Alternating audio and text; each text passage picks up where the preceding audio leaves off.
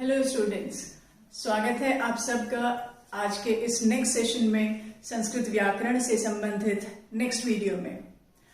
आज जो हम पढ़ने जा रहे हैं वो बहुत बेसिक सी चीज, बहुत एलिमेंट्री चीज है, कारक और उसके बाद शब्द रूप। कारक से शुरू करते हैं। कारक कहते किसे हैं? कारक वो है जो संज्ञा और सर्वनाम क्रिया के साथ संबंध धारण करता है। संज्ञा या सर्वनाम क्रिया के साथ जब साक्षात संबंधित हो जाता है तब हम उसे कारक कहते हैं।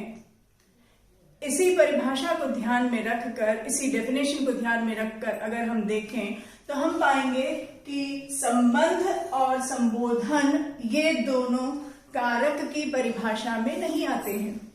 कैसे नहीं आते हैं? मैंने कहा राम की यह किताब है, राम की, रामस्य षष्ठी, यह किताब है, इदं पुस्तकम अस्ति, इदं प्रथमा, पुस्तकम प्रथमा, अस्ति क्रिया, लेकिन इदं अस्ति ये दोनों, पुस्तकम अस्ति ये दोनों आपस में संबंधित हैं और रामस्य इस विभक्ति का, इस षष्ठी का, इस कारक का, सो कॉल्ड कारक का, संबंध का क्रिया से कोई लेना देना नहीं है, कोई आपस में जोड़ नहीं है, कोई तालमेल नहीं है। अगर मैं रामस्य को हटा दूं, इवन इन दैट केस इदं पुस्तकम अस्ति ये मेरा संपूर्ण वाक्य बनता है। इसलिए ये सिद्ध हो जाता है कि षष्ठी विभक्ति संबंध एक्चुअली कारक नहीं है। राइट? अब आते हैं जरा आसानी की तरफ, जरा एक सरल कार्य की तरफ। आपको कारक कभी भी एज डेफिनेशन नहीं पूछे जाते, ये बड़ी भारी सुविधा है आपके लिए। आपको अब क्या समझना है कि ये कारक हैं, ये उनके विभक्ति चिन्ह हैं और ये उनकी विभक्तियों के नाम हैं। एक एक करके जरा इनको जल्दी से दोहरा लेते हैं और फिर हम अपने एक्चुअल टॉपिक की ओर बढ़ते हैं, शब्द रूपों की ओर बढ़ते हैं।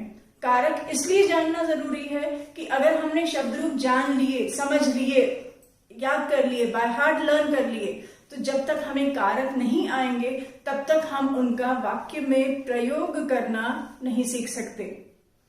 कारक आएंगे तभी हम संस्कृत के अनुच्छेद को, संस्कृत के पाठ को, संस्कृत के अपठित को, अनसीन कॉम्प्रिहेंशन को कॉम्प्रिहेंड कर पाएंगे, उसका अर्थ निकाल पाएंगे। कारक आएंगे तभी हम अनुवाद वाला क्वेश्चन ठीक ठीक कर पाएंगे। चाहे आपको संस्कृत से हिंदी में अनुवाद करना हो, चाहे हिंदी से संस्कृत में अनुवाद करना हो, कारकों को जाने बिना, विभक्तियों को जाने बिना, विभक्ति के चिन्हों को जाने बिना आप करने में सक्षम नहीं होंगे। इसलिए बहुत बेसिक, बहुत एलिमेंट्री चीज है, शुरुआत की चीज है कारक को जानना। कारक आपके सामने हैं, 8 हैं। मैंने आपसे बताया संबंध कारक की श्रेणी में नहीं आता। द सेम हैपेंस विद संबोधन। संबोधन भी कारक की श्रेणी में नहीं आता। संबोधन का नमूना देखिए, भो छात्र त्वं किम करोषि, हे छात्र, हे स्टूडेंट, आप क्या कर रहे हो, तुम क्या कर रहे हो, व्हाट आर यू डूइंग। अब इसमें ये जो आपका भो छात्र जो है ये संबोधन के अंतर्गत आ रहा है और इसका क्रिया से कोई साक्षात संबंध नहीं है, कोई डायरेक्ट कोरिलेशन नहीं है, इसलिए संबोधन भी कारक की कैटेगरी से बाहर निकल जाता है। यानी कि सही मायने में केवल 6 कारक सिद्ध होते हैं। संबोधन और संबंध ये दोनों कारक नहीं है। Again, I come to my previous point that karak as such are not going to be asked anywhere in your paper. It's only and only applied grammar in your section C. From class 5 till class 10, it's only and only applied grammar, right? So forget about which one is karak and which one is not material for you. Now, let's go. कारक का तात्पर्य क्या है? कर्ता यानी कि वो कारक जो क्रिया को साक्षात रूप से कर रहा है, वो संज्ञा, वो नाउन, वो सर्वनाम जो क्रिया को कर रहा है। बालकः पठति, बालक हो गया कर्ता और पठति हो गई उसकी क्रिया। इसी कारक का एक चिन्ह है ने। ने का तात्पर्य है क्रिया के साथ ने केवल तभी जुड़ेगा जब आपकी क्रिया भूतकाल में होगी। बालक पढ़ रहा है, बालकः पठति, ने का प्रयोग नहीं किया। बालक पढ़ेगा, बालकः पठिष्यति, अगेन हमने ने का प्रयोग नहीं किया। बालकः पठतु, बालक पढ़े, लोट लकार, अगेन मैंने ने का प्रयोग नहीं किया। बालकः पठेत, बालक पढ़ने योग्य है, विधिलिंग लकार, मैंने ने का प्रयोग नहीं किया। लेकिन मैं जब लंग लकार में आई बालकः अपठत, तब मैंने ने का प्रयोग किया, बालक ने पढ़ा था। यानी कि ने का चिन्ह केवल तभी लगेगा जब आपकी क्रिया भूतकाल की होगी, लंग लकार की होगी, राइट। अदरवाइज कर्ता कारक क्या करेगा, प्रथमा विभक्ति क्या करेगी, it's only and only going to put the noun और pronoun forward. It's meant for representing the noun और प्रोनाउन, राइट। कर्ता का चिन्ह है ने, अदरवाइज उसका मेन पर्पस है पुटिंग फॉरवर्ड द नाउन और प्रोनाउन। कर्म कारक का चिन्ह है को। बच्चा मिठाई को खाता है, बालकः मिष्टान्नम खादति, किसको खाता है, मिठाई को खाता है। कर्ता अपनी क्रिया के द्वारा जिसको सबसे अधिक चाहता है वो हो जाता है कर्म कारक। खाने की क्रिया द्वारा कर्ता बच्चा मिठाई को चाह रहा है, इसलिए मिठाई हो गया कर्म कारक। मिठाई में आपने लगाया, मिष्टान्न वर्ड में आपने लगाया द्वितीय विभक्ति। करण कारक जिसका चिन्ह है से के द्वारा। से मैं इसलिए प्रयोग में नहीं लेती, अधिक के द्वारा लेती हूं क्योंकि यही से का चिन्ह पंचमी में अपादान में भी रिपीट होता है। करण कारक यानी कि से के द्वारा, जिस विधि के द्वारा, जिस सहायक के द्वारा आप क्रिया को करें वो हो जाता है आपका करण कारक। साधक तमम करणम, जो आपका क्रिया की सिद्धि में सर्वाधिक सहायक हो वो करण कारक की संज्ञा हो जाता है। बालकः कलमेन लिखति, बच्चा कलम के द्वारा लिखता है। किसके द्वारा लिखता है, कलम के द्वारा। लिखने की, लिख धातु की क्रिया में, लिखति क्रिया में सबसे अधिक सहायता कौन दे रहा है, कलम दे रहा है, इसलिए कलम को हमने करण कारक रखा और उसको तृतीया लगाई, कलमेन लिखति, राइट। अगला देखिए संप्रदान कारक जिसका चिन्ह है के लिए। जिसके लिए कुछ किया जाए वो वाला नाउन आपका चतुर्थी में आता है, कारक कहलाता है संप्रदान। बच्चा पढ़ने के लिए स्कूल जाता है, बालकः पठनाय विद्यालयम गच्छति, किसके लिए जाता है, पठनाय, पढ़ने के लिए जाता है। अपादान कारक जिसका तात्पर्य है से, लेकिन अर्थ देता है अलग होने का, दूर होने का, विश्लेष का अर्थ देता है, अलग होने का अर्थ देता है, वो है अपादान कारक। उसमें लगती है पंचमी विभक्ति। वृक्षात पत्राणि पतन्ति, पेड़ से पत्ते गिरते हैं। पेड़ के द्वारा पत्ते नहीं गिरते, पेड़ से पत्ते गिरते हैं, पेड़ से अलग होते हैं। वृक्ष आपका अपादान कारक में आएगा, पंचमी विभक्ति लगेगी, वृक्षात पत्राणि पतति। संबंध, for easy going sake we call it as कारक। संबंध के 3 सेट ऑफ विभक्ति हैं, काके की, रारेरी, नानेनी। अब आप कहेंगे कि ये क्या मिस्ट्री है, रारेरी नानेनी, something so awkward, but it is not actually so. काके की लगेगा आपका सारी संज्ञाओं के साथ। यह राम का घर है, इदम रामस्य गृहम अस्ति, राम के घर अतिथि आया, रामस्य गृहे अतिथि आगच्छत्। राम की किताब कहाँ है, रामस्य पुस्तकम पुत्र अस्ति। यानी कि आपने का, के, की तीनों में रामस्य का षष्ठी विभक्ति का प्रयोग किया, संबंध कारक का प्रयोग किया संज्ञा के साथ। अब आपका ये रा रे री कहां पे आएगा, तुम्हारा नाम क्या है, रा। तुम के साथ मैं ये नहीं कहूंगी तुमका नाम क्या है, मैं कहूंगी तुम्हारा नाम क्या है। तव नाम किम, तुम्हारे घर कौन कौन है। तव गृहे कह कह अस्ति, तुम्हारे घर कौन कौन है। तुम्हारी माँ क्या कर रही हैं, तव माता किम करोति, तुम्हारा, तुम्हारे, तुम्हारी। And same will happen with हमारा, हमारे, हमारी, मेरा, मेरे, मेरी।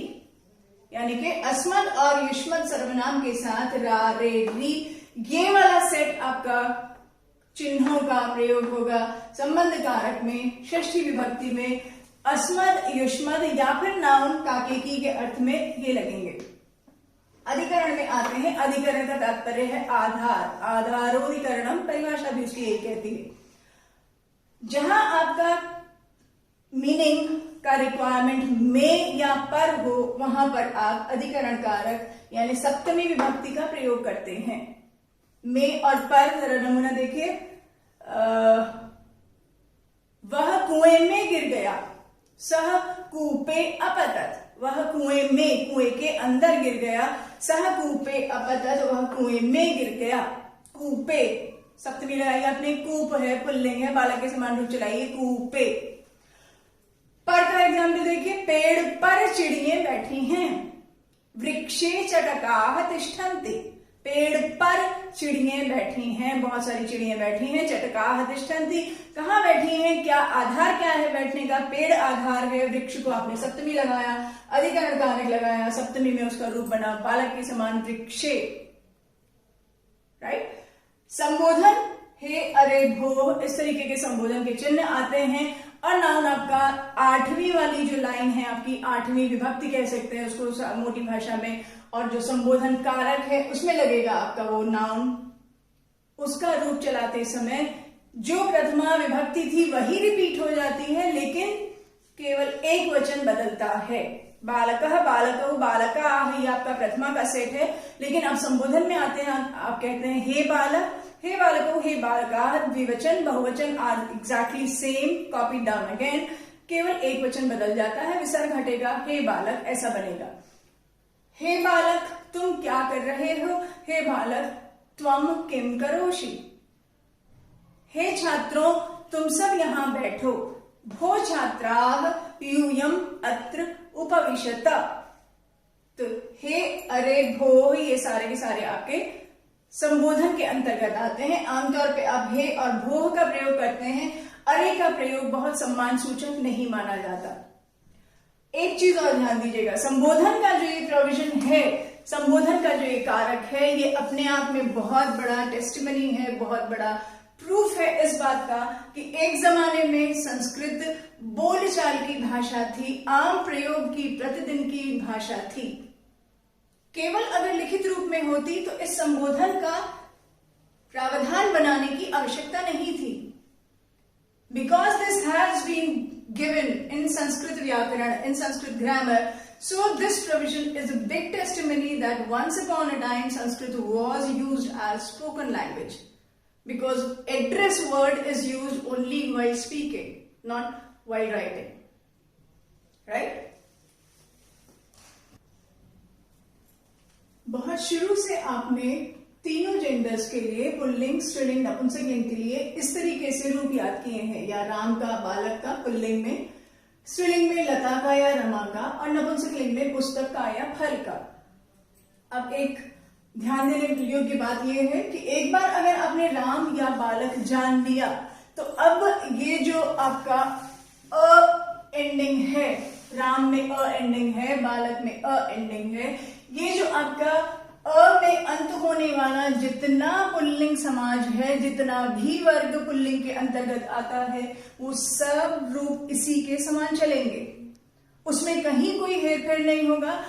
संज्ञा बदलती जाएगी, वो वानर हो सकता है, वो गज हो सकता है, वो अश्व हो सकता है, वो सिंह हो सकता है, वो नृप हो सकता है, वो छात्र हो सकता है, वो सुत हो सकता है, वो तनय हो सकता है, आत्मज हो सकता है, लेकिन ये सारे रूप एक ही समान चलेंगे। यानी आपने एक बेसिक बालक या राम याद किया and you are knowing more than 500 रूप।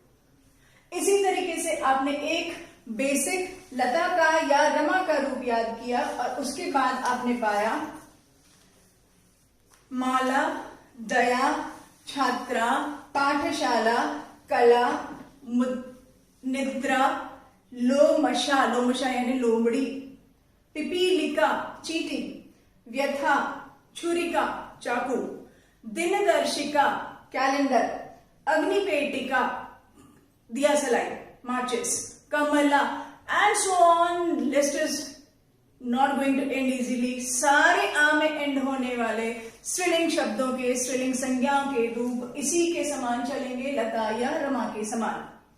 नपुंसकलिंग का आपने एक याद किया फल, बहुत शुरू की कक्षा में किया था। उसके बाद आपने जाना पुस्तक। उसके अलावा जितने अ एंडिंग हैं, नपुंसकलिंग हैं, वो सारे उसी के समान चलेंगे। इट कैन बी मित्रम, इट कैन बी आम्रम, इट कैन बी आम्रलम एंड सो ऑन। यानी कि ये 3 बेसिक आते ही आपके पास शब्द रूपों का इतना बड़ा भंडार हो जाता है। आपके पास शब्द रूपों का इतना बड़ा भंडार हो जाता है।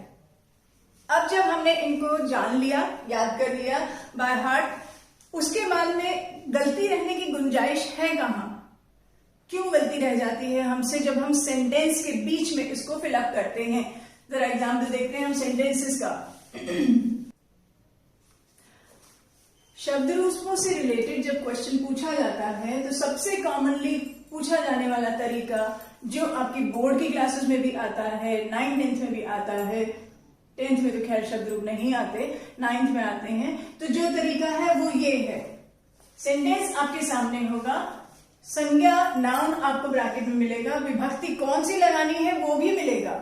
Now what you need to do is just read the sentence carefully. Dash लेखम लिखितम, बालक का तृतीया लगाना है। बालक नाउन में मैंने तृतीया का चिन्ह लगा के देखा तो मुझे पता चला बालक के द्वारा, this is going to be the meaning. Now what I need to do is, बालक के द्वारा मैंने हिंदी में यहाँ इंसर्ट किया और उसके बाद मीनिंग किया। बालक के द्वारा लेख को लिखा गया। अब ये आपका कॉमन सेंस क्या कहती है? वचन is not going to be denoted there, that you need to take out with your own common sense. एक बच्चे के द्वारा, 2 बच्चों के द्वारा, अनेक बच्चों के द्वारा क्या करने वाले हैं हम? एक लेख को लिखा गया, ऐसा कह रहा है जब सेंटेंस, तो लेट इट बी एक बच्चे के द्वारा लेख को लिखा गया। फाइन। बालक का तृतीया एक वचन, अब ये मेरे को दिमाग में सर्टन हो गया तो मैंने उसका रूप बनाया, बालक बालको बालका बालकम बालको बालकान बालकेन। ये मेरा तृतीया एक वचन निर्धारित हुआ और मैंने यहाँ पे फिलअप बनाया बालकेन लेखम लिखितम। Complete answer. अगला सेंटेंस देखिए, डैश पति विष्णु है। सीधा सीधा मैंने उसका अपनी मदर टंग में, अपनी मातृभाषा में, हिंदी में दिमाग में मतलब निकाला। डैश पति हस्बैंड, विष्णु है, ब्रैकेट में गिवन है कमला और उसकी विभक्ति लगानी है मुझे षष्ठी। षष्ठी का चिन्ह है काके की अलॉन्ग विद नाउन। कमला का पति विष्णु है। Kamala is another name for Lakshmi. So मुझे कमला का रूप चलाना है। कमला का रूप मैंने याद नहीं किया, किसके साथ राइम करूंगी? लता के साथ या बालिका के साथ, और मैं उसका षष्ठी एक वचन का, बिकॉज एक ही लक्ष्मी है उनकी पत्नी, द्विवचन बहुवचन is not rightly applicable here. Go for एक वचन। कमला का षष्ठी एक वचन बनाया, स्पेलिंग बना कमलायाः।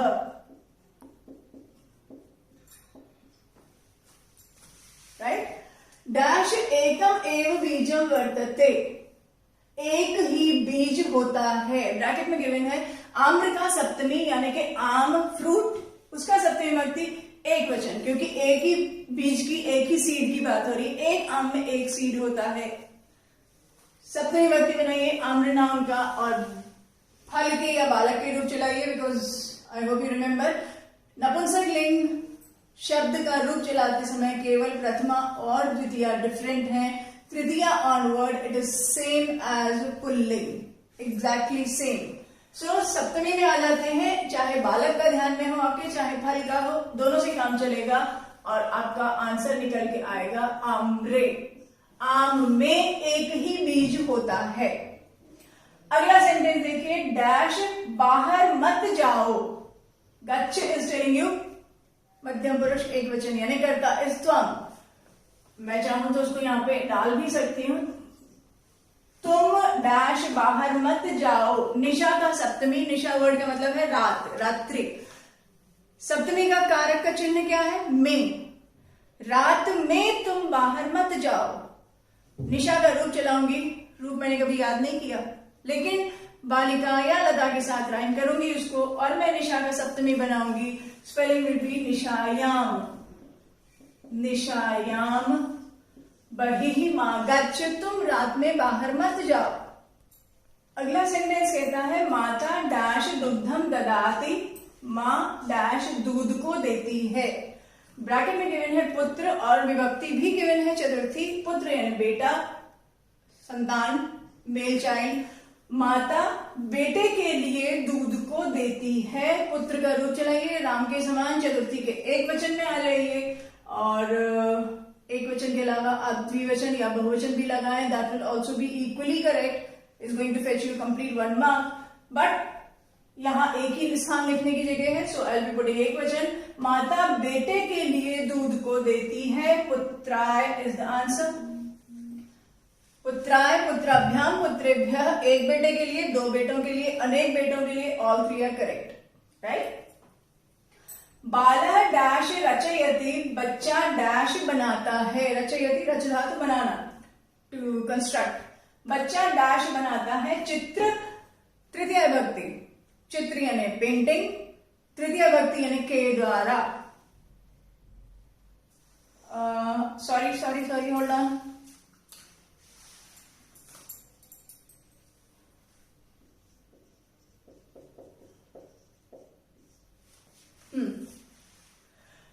बालक डैश बनाता है। चित्र का मुझे द्वितीय विभक्ति लगाना है। बालक चित्रों को बनाता है। चित्र is going to be rhyming with पुस्तक या मित्र, नपुंसकलिंग वर्ड, राइट। सो बालक चित्रों को बनाता है। फलम फले फलानि, फलम फले फलानि, चित्रम चित्रे चित्राणि। एक चित्र को बनाता है, अगेन करेक्ट। दो चित्रों को बनाता है, अगेन करेक्ट। अनेक चित्रों को बनाता है, again correct. I am putting here according to my wish चित्राणि, अनेक चित्रों को बनाता है। अब एक नमूना देखिए संबोधन का। डैश तुम कब पढ़ोगे। ब्रैकेट में गिवन है Suresh, name of a child Suresh. संबोधन में डालना है, एक वचन है क्योंकि सुरेश एक ही जने की बात हो रही है, इसलिए मैं कहूंगी हे सुरेश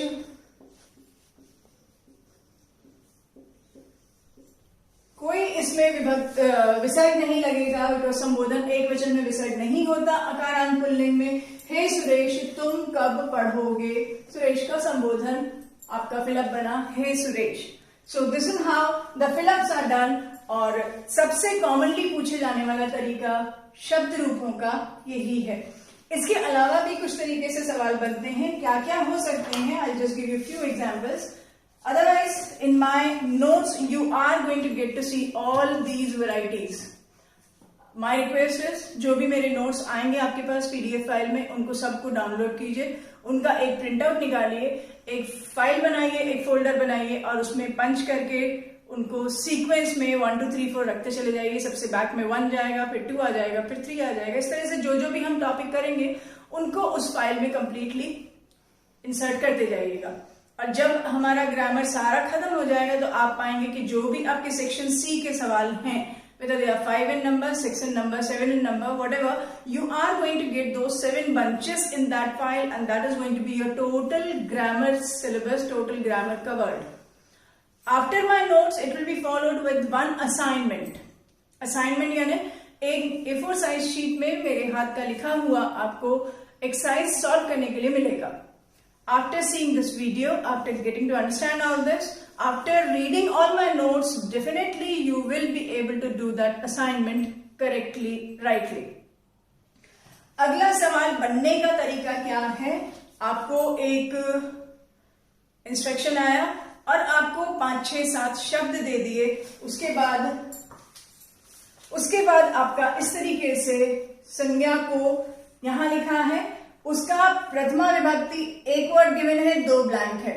द्वितीय विभक्ति अगेन 2 ब्लैंक है, 1 वर्ड गिवन है। इस तरीके से आपको अलग अलग नाउन्स का एक वर्ड गिवन होगा। विभक्ति कौन सी बतानी है, दैट विल बी आइडेंटिफाइड। और उसके बाद एक वर्ड गिवन होगा, 2 ब्लैंक्स होंगे। Remaining those 2 blanks you need to fill up. अगला सवाल पूछने का तरीका क्या है। आपको सीधा एक सिंपल वर्ड गिवन है, उसकी विभक्ति भी गिवन है और उसके तीनों जो ब्लैंक्स हैं, तीनों जो प्लेसेस हैं, प्रथमा के 3 वचन, पंचमी के 3 वचन, सप्तमी के 3 वचन, वो आपको पूरा स्वयं लिखना है। अगला तरीका क्या है, वही जो अभी हमने किया। उससे अगला तरीका क्या है, जिसे हम पद परिचय भी कहते हैं। सपोज आपसे कहा बालिका नाम, इसका पद परिचय दीजिए, यानी कि आपको अब 4 चीजें बतानी है। मूल शब्द बालिका, लिंग स्त्रीलिंग, विभक्ति षष्ठी, वचन, बहुवचन. When you identify these four things, then you call it पद परिचय. मूल शब्द क्या है, लिंग क्या है, विभक्ति क्या है, वचन क्या है, ये चारों चीज आपको बतानी है. एक टेबल गिवन है and you are filling up all these 4 points. अगला तरीका जो है आपका सवाल पूछे जाने का वो है वर्ड गिवन है, उसके बाद आपको उसका जेंडर भी गिवन है, उसका विभक्ति भी गिवन है, वचन भी गिवन है. सपोज मैंने आपको पूछा पुत्री, स्त्रीलिंग, तृतीया, एक वचन, and then the blank area is given. You need to write down पुत्री का, स्त्रीलिंग का, तृतीया का, एक वचन. नदी के समान रूप चलाएंगे और उसका रूप बन जाएगा पुत्र्या, राइट. उससे अगला जो टाइप है गिवन आपका असाइनमेंट में, नोट्स में आपको देखने को मिलेगा, वो है आपका हिमालये अनेकानि डैश सन्ति, and you get to see 3 options A, B, C या क, ख, ग. तीर्थस्थलानाम, तीर्थस्थलानि, तीर्थस्थलेभ्यः. हिमालय पर बहुत सारे डैश हैं, बहुत सारे, अनेकानि is a clue word there, बहुत सारे तीर्थ स्थान हैं. स्थलानि, this is your simple choice, right answer, correct answer. So ये 3-4 तरीके से, 5 तरीके से आपका शब्द रूप पूछे जाने का गुंजाइश बनता है. ये आपको सारा नोट्स में देखने को मिलेगा. और ये जब आपने फिलअप करना सीख लिया, कारकों को जब समझ लिया, शब्द रूप का जो गिवन इंस्ट्रक्शन है उसके हिसाब से इंसर्ट करना सीख लिया, तो अब इसके बाद इसमें और कुछ नया जानना शेष नहीं रह जाता. आज हमने बात की केवल 3 बेसिक शब्द रूपों की. पुल्लिंग का राम या बालक, स्त्रीलिंग का लता या रमा, और नपुंसकलिंग का फल या मित्र या पुस्तक. ये बेसिक 3 थे, इन्हीं की चर्चा की, इन्हीं के एग्जाम्पल्स किए. आपकी कक्षा में जो भी सिलेबस में हैं और वो आपको नोट्स के PDF के थ्रू पहुंच जाएंगे और आपको बाय हार्ट लर्न करने होंगे. इंसर्ट करने का, वाक्य में पूर्ति करने का तरीका हूबहू यही रहेगा, उसमें और कोई हेरफेर नहीं है. Once you understand this technique, you are thorough with this question and you obtain full marks. Thank you.